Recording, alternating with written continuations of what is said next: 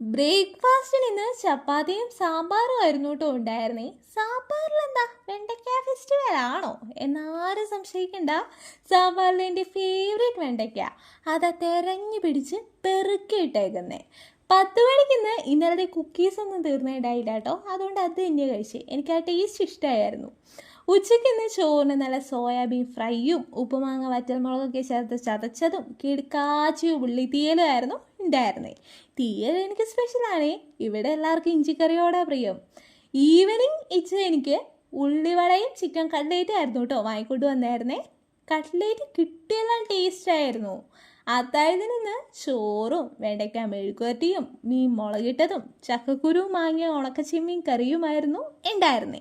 ആ കറി നല്ല കിടിലൻ കറിയായിരുന്നു കേട്ടോ.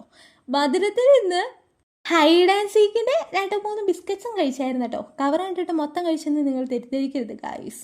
വീഡിയോ ഇഷ്ടമായാൽ എങ്ങനാ, കൂടെ കൂടുമല്ലേ.